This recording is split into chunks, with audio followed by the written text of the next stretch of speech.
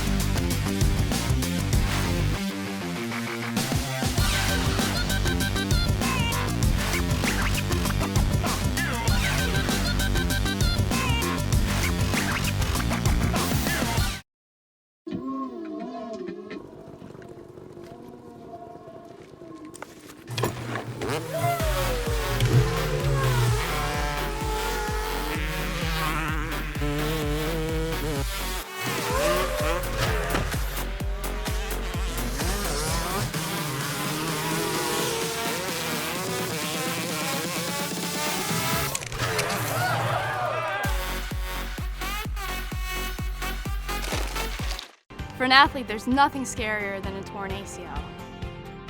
Athletes trust us with their care and their careers because we're a recognized leader in sports medicine. Get back to your active life sooner with MedStar Sports Medicine. White Market's ice cream plant is based in Sunbury, Pennsylvania, and it's locally owned and operated.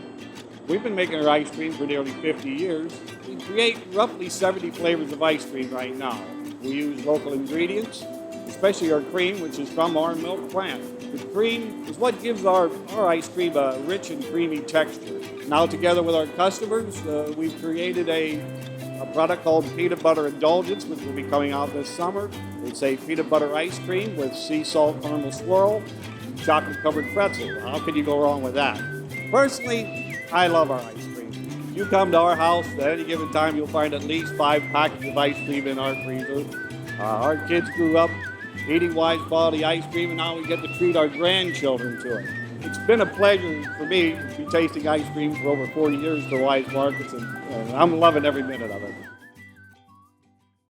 Hello and welcome inside the Towson Sports Network studios for today's episode of the Tiger Football Report. I'm your host, Spiro Morekas. The Tigers played host to the visiting UNH Wildcats this past weekend and fell by a score of 21-7. Let's take a look at the highlights. 50 to go in the first quarter. They fake a pass. Knight going to keep it up the middle, 25. Breaks it outside, 20, 15, 10. Cuts back in at the 5 and dives to the end zone. Touchdown, New Hampshire. Tigers had a couple of shots at him. For this Tiger defense, drops back, looking, going to fire it downfield pass. Intercepted by Keon Pay at the 41 of the Tigers.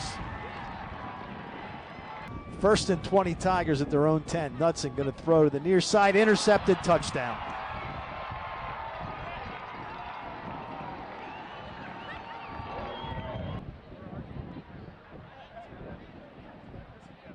Shane Simpson driven halfway back into the end zone, but he's going to bring it out to the 10, 15, 20, 25, 30. He's got room to the 40. It's a foot race, midfield, 40, 35, 30, 25, 20, 15, 10, 5. Touchdown Tigers, 100 yards. Shane Simpson, no flags.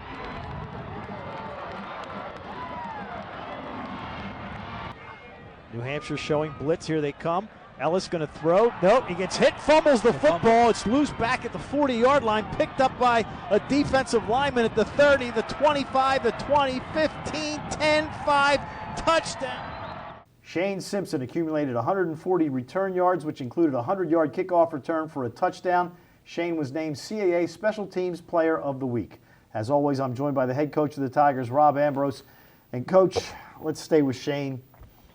He had 140 return yards, but in reality, he ran 220 return yards, but had an 80-yard touchdown return nullified by a penalty. And that was the story of the game for you guys. You have a kickoff return for a touchdown, comes back because of a penalty. Interception return for a touchdown. Fumble return for a touchdown. Your defense played a spectacular game. Special teams played very well. It was just a matter of you never really got the offense going. No, we would get it going, and then we would sputter. We'd shoot ourselves in the foot or commit a penalty or, God forbid, turn the ball over. And you know, I'm very fond of saying this all the time, very positive in that no storm lasts forever. And in the history of history, there's never been a storm that started, no matter how torrentially horrible it was, that lasts forever. It dissipates and falls. But man, this storm is going on for a long period of time. And here's the telling craziness. They throw an interception, and we get the ball back at the 40. We throw an interception, they score a touchdown. Right. If another team fumbles the ball, we get the ball back. If we fumble the ball, the other team scores a touchdown. And the room for error in our league is really small as it is. But man, sometimes when things just don't go right, they go wrong really, really bad. And the law of averages has got to start working in our favor eventually. The game was played in very, very heavy winds. And I said during the broadcast, the last game I remember like that, and I think you were still an assistant here, was a game at Colgate where the wind was really, really blowing. And that was a very low-scoring game. How much of an effect, and I remember Ron Meehan telling me all the time as a quarterback, rain doesn't bother you, wind bothers you. How much of a factor was that in the offenses for both teams? Because they only had 270 yards, Towson had 190. It affects both teams. You can't just say offenses. The rule in the quarterback throwing the ball is that no matter what it is, the heavier the wind, the harder you throw the ball, because the wind is going to change the trajectory of a ball. Everybody says, oh, you can't throw the long ball into the wind. Yes, you can. You can, but you have to know what's going to happen. So the harder you throw the ball, the less the wind affects it. It does affect the long ball. Sure enough, couldn't be any better touchdown to Emmanuel Holder right. on 3rd and 1. I mean, there's not a UNH play. The closest UNH players are on the bench, right. And that's an easy touchdown. And the wind played havoc on the ball.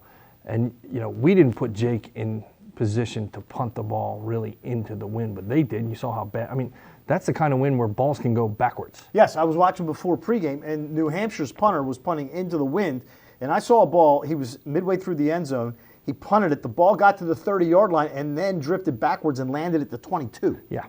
So in the entire aspect of the game, it was a little bit of a chess match. You're playing field position games, and you're driving the ball to drive the ball, but you saw more fourth downs by both teams in that game than you'd probably seen all year in a two-team concept, because of what's the point of punting? You get the ball to the midfield and you go, what are you going to punt it for anyhow? You got to keep going.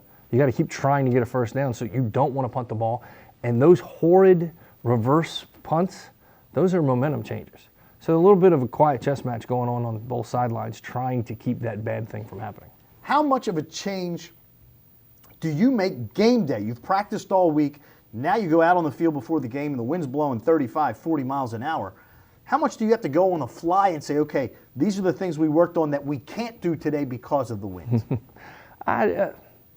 You saw a lot more of the short passing game by both teams, mid-range passing game, and you really didn't see any real long balls because you just don't know where they're going to go. You can throw them, but where you think you have them, you can't judge a 40-yard ball in a 40-mile-an-hour wind. You can't. So the thing that we really changed is, and here's the perfect example.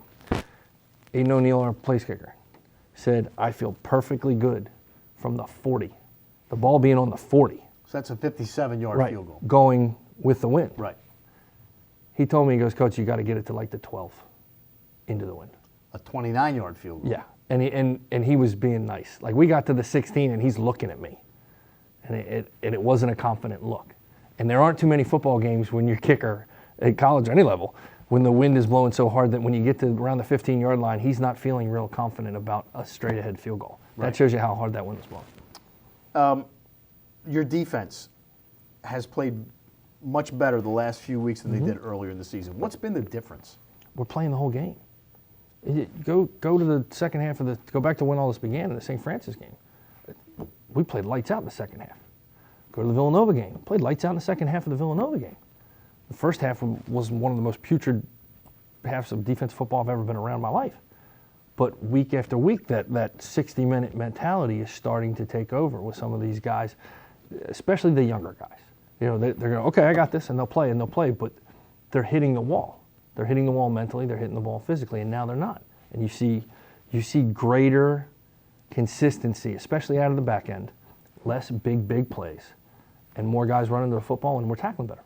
Couple of freshmen in your secondary, Keon Pay, Julius Pettis-Dixon, are really starting to come up with big plays.